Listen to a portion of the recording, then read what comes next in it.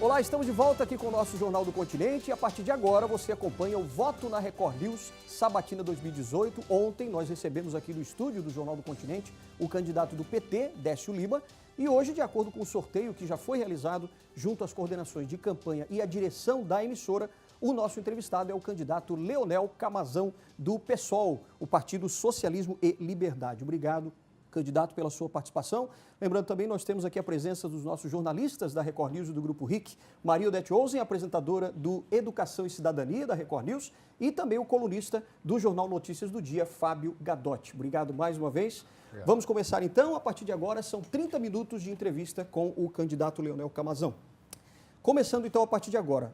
Candidato, hoje saiu nos principais jornais aqui de Santa Catarina um problema que o próximo governador vai ter que enfrentar irredutivelmente a partir de janeiro do ano que vem, que é a questão da dívida do Estado, né? São quase 20 bilhões, 19,9 bilhões.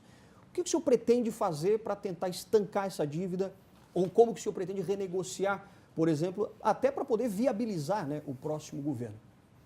Bom, agradecer primeiramente aqui o espaço da Record News nesse momento. Fábio, Maria Odete, Alexandre, obrigado pela oportunidade da gente estar aqui para explorar, para apresentar as nossas propostas para Santa Catarina. Eu tenho dito em todos os lugares que eu vou que numa entrevista como essa nós temos mais tempo para falar do que durante todo o horário eleitoral somado, tendo em vista a desigualdade que é o processo eleitoral hoje no nosso país. Então é muito importante as emissoras, a Record News, o Grupo RIC, permitirem esse espaço democrático. Então eu queria registrar isso inicialmente. Agora, em relação à questão da dívida do Estado, em primeiro lugar, dizer que ela não é fruto da natureza, ela é fruto da má gestão que o atual governo, nos últimos 16 anos, vem fazendo no estado de Santa Catarina. Eu tenho dito por onde passo, o MDB quebrou o Rio de Janeiro, quebrou o Rio Grande do Sul, com Michel Temer terminou de quebrar o Brasil e está entregando Santa Catarina com essa dívida aí de quase 20 bilhões de reais. O que nós pretendemos fazer para atacar esse problema? Em primeiro lugar, combater a sonegação fiscal, ter pulso firme para cobrar os devedores de impostos do nosso Estado. Em segundo lugar, rever as isenções fiscais da maneira que elas estão sendo feitas no nosso Estado. Hoje, são quase 6 bilhões de reais em isenções fiscais, sendo que o déficit para 2019 é metade disso. Então, nós deixamos de cobrar imposto o dobro do que está vermelho no orçamento de 2019. Então é preciso rever isso imediatamente, de maneira que a gente possa reforçar o caixa do Estado, destravar o caixa do Estado. O que for possível renegociar, vamos renegociar. Também existe a questão de processos judiciais desde o governo Paulo Afonso, que vão estourar, muito exatamente, muito provavelmente no próximo governo. E aí a decisão judicial vai ter que se cumprir, não tem o que fazer. Mas mostra para o eleitor, mostra para o povo catarinense que são mais de 20, 30 anos de má gestão das contas públicas que nos levam a esse cenário. Então vai ser um cenário difícil, mas nós temos a coragem de enfrentar, de ter pulso firme e de, principalmente, cortar naquilo que precisa ser cortado, né? Não é para cortar no serviço público, que é fundamental para o cidadão. Tem que cortar nas mordomias, aposentadoria para ex-governador, nos altos custos que tem hoje, por exemplo, a Assembleia Legislativa. Tem que cortar nesse pequeno percentual, aí, nessa pequena elite que governa o Estado e que recebe essas isenções fiscais de maneira muito pouco transparente. Eu queria continuar nesse assunto de gestão pública. O seu plano de governo fala, dá para perceber, num Estado forte, né? Atuante em várias áreas. Uma das propostas, por exemplo, é revogar a lei das OS, Organizações Sociais, que atualmente atuam em algumas áreas, especialmente saúde aqui no Estado. Inclusive algumas bem e outras com atuações polêmicas. São duas perguntas embutidas. A primeira, como fazer isso diante da crise, da falta de dinheiro em caixa? E segundo, qual a sua opinião sobre parcerias público-privadas? Em que áreas elas poderiam ser feitas? Fábio, a gente entende que, em especial na área da saúde, o modelo de organizações sociais, que é um outro nome para terceirização, ele não deu certo no Brasil, né? Você pode ter algumas poucas experiências aí de sucesso, mas, no geral, são modelos mais caros, são modelos menos eficientes, com condições de trabalho piores para quem trabalha nesse sistema. E se você tem um médico, um enfermeiro, um profissional de saúde numa condição mais precária de trabalho, ele vai prestar um atendimento mais precário para o cidadão. E também temos visto o Brasil afora inúmeros casos de corrupção e de desvio de dinheiro por meio das organizações sociais. A Lava Jato no Rio de Janeiro basicamente é sobre o desvio de 700 milhões de reais por meio das OS no SUS. Então nós temos que ter muito cuidado com esse modelo, né? Aqui em Florianópolis, no governo do Jean Loureiro, foi aprovado a toque de caixa, embaixo de bomba, inclusive, contra jornalistas que receberam um spray de pimenta num feriado, num sábado, onde já se viu, né? Para você ver como são as coisas. Fizeram a Câmara de Vereadores trabalhar num sábado de feriado para aprovar um projeto que as pessoas não queriam que fosse aprovado. Então, assim, temos que suspeitar desse modelo. Nós temos que ver ele e pensar muito bem no que estamos fazendo, porque ele não tem demonstrado, Brasil afora, ser um modelo que a longo prazo melhora a saúde. Pelo contrário. Em relação às parcerias público-privadas, nós entendemos que o governo ele deve fornecer o serviço público de qualidade para a população. E a situação que nós nos encontramos hoje ela é fruto de anos e anos de isenções fiscais mal explicadas, de benefícios e de privilégios pagos a determinados setores do funcionalismo público, em especial juízes, promotores, deputados, aposentadoria para ex-governador. Então, é um cenário de caos que foi se perpetuando, né, no governo do Estado e que agora nos deixa nessa situação calamitosa. Então, nós vamos precisar cortar todas essas gordurinhas aí que nós temos. Precisamos rever a questão do duodécimo, né? Por exemplo, a Assembleia Legislativa do Rio Grande do Sul consome 2% da receita líquida do Estado, a nossa está consumindo 4,5%, a de São Paulo consome 1%. Então, e todo final do ano, vai lá o presidente da Assembleia Legislativa fazer politicagem com o dinheiro que sobrou. Temos que acabar com isso, tem que tirar esse dinheiro da Assembleia para investir no que interessa. Camazão, falando de educação e cidadania, nós vamos pegar primeiro a educação, né? Você disse que quer uma universidade pública que funcione. Eu gostaria que você falasse disso, mas que retrocedesse antes da universidade. Como melhorar o nosso ensino público? Certo. Maria Odete, olha só. Nas escolas, né? Nas escolas públicas. No ensino médio, principalmente, isso, né? Que é a principal atribuição do governo do Estado. Exato. Na verdade, o que a gente vive hoje em Santa Catarina, no Brasil, é um abandono completo do ensino médio. Quem tem se dedicado um pouquinho mais a fazer o ensino médio de qualidade no Brasil é a rede federal, por meio dos institutos federais, né? Aqui IFSC ou IFC, aqui tem os dois modelos. Nós achamos que esse é um modelo que é um referencial para nós, do ponto de vista de como deve ser organizado, qual é a carreira do professor que ingressa. Ela é um bom parâmetro para nós. Se você pega os índices de avaliação de educação no Brasil e separa essa rede federal técnica do resto, é de primeiro mundo. Os índices são de primeiro mundo. Só que na média vai lá para baixo porque o ensino médio está absolutamente abandonado. O governo, Raimundo Colombo e Pinho Moreira, fecharam 58 escolas em 8 anos. 58 escolas. Eu venho lá de Joinville, o colégio mais antigo de Santa Catarina, o Fábio conhece, está ruindo, caindo aos pedaços, o Colégio Conselheiro Mafra, completamente abandonado, como aqui também no centro de Florianópolis, o Antonieta de Barros, e muitos outros que foram fechados, foram transformados em outros órgãos ou simplesmente abandonaram a estrutura e ela está lá apodrecendo. Então, o que a gente entende que é fundamental para melhorar a educação do Estado? Parar de fechar a escola, isso tem que parar. Nós precisamos reestruturar a carreira dos professores estaduais, porque também vivemos num governo que não quis pagar o piso dos professores, entrou na justiça para não pagar, perdeu, depois que perdeu, achatou a carreira, né? Então, se você é recém-graduado ou se você tem pós-graduação, a diferença salarial ela é muito pequena. Então, você também não estimula o professor a continuar estudando, a continuar se qualificando, e isso na educação é fundamental, né? Para a gente ter qualidade na educação, o professor precisa fazer formação continuada, ou pós-graduação, ou cursos específicos. Só que se você também não tem, né? Por que alguém vai ficar 2 anos no mestrado, 4 anos no doutorado, mais 2 anos, mais 10 anos de estudo, para às vezes ter uma diferença de R$300 no salário? Você não estimula a pessoa a se qualificar, né? Então, nós precisamos reestruturar a carreira. E eu acredito no seguinte, Maria Odete, se o Maranhão, que é um dos estados mais pobres do Brasil, paga R$5.000 de piso salarial para professor, por que nós pagamos tão pouco aqui no Estado? E quando você fala, só um pouquinho, quando você fala numa universidade pública que funcione, você cita o exemplo da UDESC, o que precisa ser investido, o que falta melhorar? Eu acho que a UDESC ela é uma universidade de ponta, ela é uma universidade muito boa. O problema é que a UDESC, muitas vezes, ela está com o pires na mão, toda vez pedindo mais recursos para o governo do Estado, porque realmente a situação ela é difícil. Mas, mais uma vez, a UDESC está nesse mecanismo do duodécimo. Nós podemos retirar da Assembleia Legislativa e de outros órgãos que devolvem dinheiro no final do ano e investir esse dinheiro não só na manutenção da UDESC, que a gente já tem, mas na ampliação da UDESC. O que a gente tem defendido é que os mais de 10 campi da UDESC pelo Estado sejam expandidos. Até aqui, o governo fez uma UDESC voltada para o que se chama de vocações regionais, né? Então, onde é uma região agrícola, você vai ter medicina veterinária, em Joinville você vai ter cursos de engenharia e assim por diante.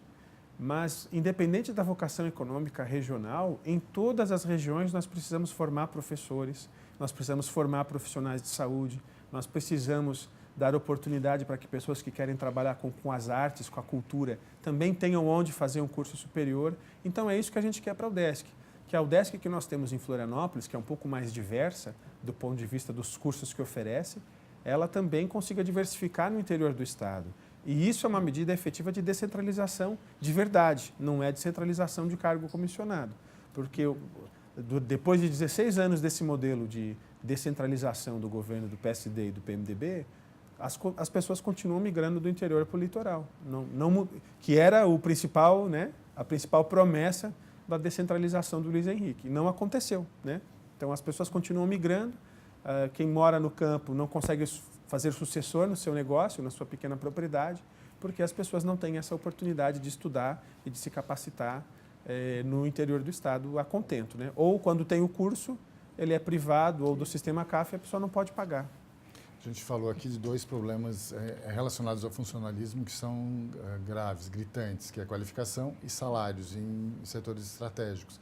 Agora, como fazer isso se há uma crise e o Estado está no limite da lei fiscal em relação aos valores gastos com funcionalismo, a lei de responsabilidade fiscal? Então, Fábio, a lei de responsabilidade fiscal, quando a gente fala em limite prudencial, esse limite ele não é absoluto, ele é proporcional. Então, o limite prudencial ele está relacionado à arrecadação. Só que aí, se eu estou num Estado que deixa de cobrar 6 bilhões de impostos, é lógico que nós vamos estar no limite prudencial, nós não cobramos imposto dos mais ricos, temos que cobrar os impostos dos mais ricos. Veja, não é aumentar impostos, mas sim cobrar o que já existe, porque não faz sentido, eu pelo menos acho que não faz sentido, nós tributarmos a agricultura familiar, o pequeno negócio no campo, tributar o pequeno lojista, a pessoa que tem um salão de cabeleireiro, um bar, uma lanchonete, mas a indústria do agrotóxico é isenta. A BMW em Araquari é isenta. E qual é a contrapartida social do agrotóxico? É veneno na nossa mesa. Qual é a contrapartida social da BMW? Carro de luxo? Então, assim, nós não somos contra isenções fiscais e ponto.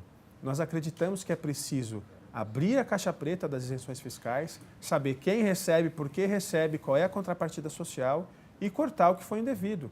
Nós sabemos que muita gente nesse Estado recebeu isenção fiscal porque eram os setores que financiavam as campanhas no passado. Nós temos que acabar com isso. E aí nós vamos reestruturar o caixa do governo do Estado. E, claro, são muitas demandas, mas se nós não mexermos nessa questão das isenções fiscais e dos sonegadores, aí não vai ter solução. O Estado vai quebrar como quebrou o Rio de Janeiro. Agora, muitas dessas questões, desculpa, Alexandre, envolvem a aprovação de projetos pela Assembleia Legislativa, né? Questões delicadas, que envolvem questões político-partidárias. Como seria essa negociação com a Assembleia de uma forma republicana? Acha possível fazer isso? Como é que seria esse diálogo? Olha, eu acho que mais do que possível é necessário e urgente que a gente tenha essa relação mais republicana com o parlamento. Nós não podemos mais admitir, a sociedade não admite mais, essa relação do toma lá da cá, da troca de cargos, de você colocar alguém de outro partido numa secretaria para garantir apoio na Assembleia. Mas também é fundamental e importante para nós que no dia 7 de outubro, a população que se identifica com o Camazão, que se identifica com as nossas propostas, também vote nos deputados da nossa aliança do PSOL com o PCB, porque nós vamos precisar ter essa força na Assembleia Legislativa. Os deputados do PSOL nacionalmente, todos os anos são premiados como os melhores deputados do Congresso Nacional. Esse ano quem recebeu o prêmio foi o Glauber Braga, lá do Rio de Janeiro, uma pessoa jovem também, de 30 e poucos anos, lá da região de Nova Friburgo. E o pessoal tem conseguido trazer essa qualidade e esse compromisso ético e moral onde ele está presente no parlamento. É o que eu digo para as pessoas, né, Fábio? Você pode concordar ou não concordar com as posições do PSOL, mas de corruptos vocês não podem nos chamar. Nós temos a ficha limpa, temos uma atuação muito limpa assim, né, no parlamento onde estamos presentes, e nós queremos trazer essa qualidade também aqui para a Assembleia Legislativa e para a nossa representação em Brasília. Agora, candidato, só voltando um pouquinho a essa questão ainda da gestão pública aqui, a gente sabe que por causa da crise econômica também, que a gente vem sofrendo, não só aqui no Brasil, mas em vários países do mundo também, mas a arrecadação também sofreu uma redução e ainda o Estado precisa financiar ainda toda a máquina pública, que já é bastante pesada. Eu queria saber o que o senhor acha, por exemplo, da possibilidade de privatizações, por exemplo, de Casan, Celesc, ou até mesmo de rodovias aqui. O que você pensa a respeito disso? Olha, Alexandre, eu entendo que quando se fala em privatização de Casan e Celesc, primeiro que é inconstitucional. Está na Constituição de Santa Catarina que não é possível privatizá-la sem fazer um plebiscito e consultar o povo catarinense. A segunda questão é que não faz sentido algum privatizar a Celesc e privatizar a Casan, porque são duas empresas que dão lucro. A Celesc teve lucro líquido no ano passado de 170 milhões de reais. A Celesc tem um caixa próprio, não saiu um centavo do caixa do governo central para sustentar a Celesc. Pelo contrário, a Celesc é superavitária e ela gera dividendos ao governo do Estado. A Celesc foi eleita pelo consumidor, numa pesquisa da Abrad, como a segunda melhor distribuidora de energia do país. Por que eu vou vender essa empresa? Não faz sentido algum. No meu entendimento, não faz sentido algum. Da mesma forma, a Casan. A Casan é uma empresa que dá lucro. Nós entendemos que as empresas públicas, quando dão lucro, esse dinheiro tem que ser reinvestido na infraestrutura. Isso é fundamental. Na Celesc temos algum problema nisso, porque boa parte, né, hoje o número de acionistas privados é muito alto e eles ficam com boa parte desse dividendo que é gerado. Uma outra parte fica para o governo do Estado e para o reinvestimento. Mas se a empresa pública está dando lucro, está funcionando, não faz sentido vender. E rodovias? Rodovias é um caso mais complicado, porque é um problema de financiamento também, né? Não é um problema assim político você manter as rodovias funcionando, é um problema de caixa, mas nos estados que privatizaram as rodovias, principalmente nas rodovias estaduais, nós chegamos a lugares que têm pedágios, e quando a gente fala de privatizar a rodovia, nós estamos falando de pedágio, é sempre bom lembrar isso, pedágios que passam de R$60. Nós vivemos aí a greve dos caminhoneiros há pouco tempo, uma das reivindicações era qual? Era o alto preço dos pedágios. A gente via entrevista aqui na RIC Record de caminhoneiro dizendo que para fazer, por exemplo, daqui de Santa Catarina até Brasília, passando por São Paulo, ele gastava R$1.500 de pedágio. Camazão, eu queria voltar à questão da caixa preta. Parece que você pretende abrir... Qual delas? Você pretende abrir várias caixas pretas, né? Eu estou me referindo à caixa preta da corrupção de Santa Catarina, como eu li no jornal. E você considera as obras da Ponte Hercílio Luz, que em 35 anos já consumiram quase R$1 bilhão. Essa é uma boa caixa preta para se abrir, né? Essa é uma poderosa caixa preta, né? Olha, Mariodete, eu entendo que assim, é desrespeitoso com o povo catarinense, depois de 12 governos estaduais terem passado, a Ponte Hercílio Luz, que é um patrimônio histórico, um patrimônio não só do povo de Florianópolis, mas do povo de Santa Catarina, está nessa situação. Se prometeu que ela seria entregue até 31 de dezembro desse ano, não vai ser cumprido. Quem prometeu já renunciou ao cargo e está aí pedindo voto mais uma vez. E eu me pergunto, né, o que foi feito com o dinheiro da Ponte Hercílio Luz? Aliás, Mariodete, a Ponte Hercílio Luz ela é o maior projeto da Lei Rouanet do Brasil. E cadê esse dinheiro? Né? Então, nós precisamos abrir a caixa preta da Hercílio Luz e nós precisamos terminar a obra, pelo amor de Deus, né? Já passou da hora. Mas mais do que terminar a obra, nós precisamos saber o que aconteceu com esse dinheiro. Quando o pessoal tinha uma representação na Assembleia Legislativa, com o deputado Amaury Soares, nós pedimos a abertura da CPI da Hercílio Luz. Não sei se o Fábio vai lembrar, mas foi engavetado, né? Acho que complexo, foi né? 35-5. Nessa questão de mobilidade, no caso, a gente tem a Ponte Hercílio Luz, mas tem também as duas pontes, que já é um gargalo terrível, ainda com a Via Expressa Continental também. O que o senhor pensa, por exemplo, nessa mobilidade, de como, por exemplo, se a Ponte Hercílio Luz ficar pronta ainda esse ano, e ano que vem os catarinenses tiverem ela já funcionando e tal, o que o senhor pretende fazer com isso? Integrar ao sistema de carros normal que já é estabelecido aqui ou pense em alguma outra alternativa? Olha, em relação ao destino da Ponte Hercílio Luz, se ela finalmente for concluída a sua obra, nós entendemos que é preciso consultar a comunidade para saber o que nós vamos fazer, porque você pode ter uma ponte apenas como ponto turístico para passeio de pedestres, etc. Você pode ter um corredor privilegiado de ônibus, por exemplo, ou você pode abrir para o trânsito para todos, né? Para todos os tipos de veículos, ou talvez não caminhões. Mas nós queremos consultar a comunidade para saber qual é o melhor destino para essa ponte, porque nós entendemos que ela é uma estrutura frágil, não existe nenhuma ponte no mundo igual a Ponte Hercílio Luz. As que existiam ou caíram ou foram desmontadas porque iam cair. Então, assim, manter essa ponte ela é um grande desafio também. Então, nós não podemos deixar qualquer tipo de trânsito passar por ali, porque pode danificar depois de tantos anos de investimento ali. Mas nós vamos consultar a comunidade para saber qual é o melhor destino para a Ponte Hercílio Luz. Em relação às outras pontes e à Via Expressa, eu entendo que nós precisamos investir imediatamente em transporte coletivo. Isso também está no nosso programa. Nós precisamos ter um amplo plano de subsídio das tarifas e também ter sistemas regionalizados, né?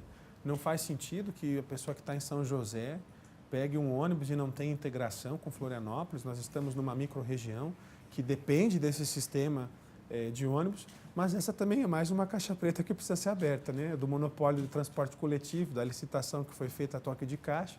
Mas nós precisamos de um sistema intermunicipal que funcione e que nós tenhamos políticas públicas para subsidiar a tarifa de ônibus. E aí eu volto a essa questão do público e do privado que nós estávamos falando, né? Eu não sei dizer, não tenho dados, esse dado não é público, mas quanto é o lucro, por exemplo, líquido da Zona Azul? Por que a Guarda Municipal de Florianópolis não opera esse serviço e o resultado desse serviço subsidia a tarifa de ônibus? Está privatizado e está dando para alguém. Por quê? Né? Precisamos enfrentar esse modelo. Outro desafio grande do próximo governo é a previdência pública. No nível nacional, a gente acompanhou essa polêmica toda, os partidos de esquerda são contra, os últimos governos não conseguiram avançar em relação ao assunto. Mas o problema também é grave aqui em Santa Catarina. O governo Colombo tentou mexer um pouco nisso, aumentou um pouco as alíquotas, mas não vai ser, a longo prazo não vai ser a solução. Qual a proposta do seu plano de governo em relação a isso? Como equilibrar esse sistema? Fábio, eu tenho uma compreensão muito clara sobre a questão da Previdência, e ela é a seguinte: o governo do Estado deve para a Previdência do Estado, porque pelo menos em 2 oportunidades nos últimos 16 anos, esse recurso que estava lá, guardado para pagar pensões, pagar aposentadorias, o governador Luiz Henrique, pelo menos em uma oportunidade, e o governador Raimundo Colombo, em outra oportunidade, botou a mão nesse dinheiro, que é um dinheiro, no meu entendimento, que já não é mais dinheiro público, porque ele foi descontado do salário do servidor, do suor e do trabalho do servidor, e em 2 oportunidades se pegou esse dinheiro para gastar em outra coisa. Então é assim, eu trabalho a vida inteira, todo mês contribuía com 11%, agora 14% do meu salário, para ter um benefício lá na frente. O governo do Estado pega esse dinheiro, gasta em outra coisa e eu vou ficar sem a minha aposentadoria? Isso é calote. Então nós precisamos fazer uma auditoria da Previdência Pública do Estado. A Previdência de Santa Catarina sempre foi superavitária. Ela passou a esse cenário de crise porque viram dinheiro lá parado, rendendo juros para pagar a aposentadoria, e viram uma oportunidade de gastar em outra coisa. E aí, claro, não tem como funcionar. Se o servidor contribui para ter lá na frente e o governo põe a mão para gastar em outra coisa, aí vai quebrar mesmo. O problema, então, é de gestão claro. E não do modelo do sistema. Não, nesse momento é um problema porque tem um rombo, né? Tem um rombo. Esse rombo precisa ser coberto e nós vamos fazer uma auditoria junto com o IPREV para identificar qual é o valor que foi retirado para fazer qualquer outra coisa, e o governo do Estado vai ter que repor esse valor a partir de uma negociação, não vai fazer de uma vez porque não dá, mas temos que paulatinamente cobrir esse rombo com recursos públicos, porque essas pessoas contribuíram e esse dinheiro lhes foi tomado. Então nós temos que devolver esse dinheiro. Dinheiro de previdência não é dinheiro público, é o dinheiro da pessoa que contribuiu para ter lá na frente. Então nós temos que garantir, senão é calote. Eu gostaria de fazer uma pergunta, no sentido assim, talvez muitos catarinenses não conheço, não é? Eu não me lembro, né, você tem 32 anos, é jornalista, né? Já foi. Eu queria saber o que leva um jovem de 32 anos a querer ser governador de Santa Catarina. Tete, olha, nós queremos dialogar nessa campanha com aqueles que estão cansados dessa política como ela é hoje e que querem mudança, né? Então, nós entendemos que para ter um governo voltado para a maioria do povo catarinense, nós precisamos eleger pessoas que sejam pessoas comuns, né? E como tu falou, eu sou um jornalista, eu não tenho sobrenome tradicional, não venho de família rica, não sou filho de um grande empresário, não sou filho de político. Eu sou o Leonel Camazão, meu avô trabalhava no Porto de São Francisco do Sul, minha avó é de Guaramirim, minha mãe até hoje trabalha de maneira informal como corretora de imóveis, muito tempo da sua vida nem trabalhou com carteira assinada. E é fruto dessas pessoas que a nossa chapa, que é a chapa do PSOL, está apresentando candidatos nessa eleição. A gente tem uma compreensão muito simples, assim, os atuais governos são geridos por grandes empresários ou por pessoas financiadas pelos grandes empresários.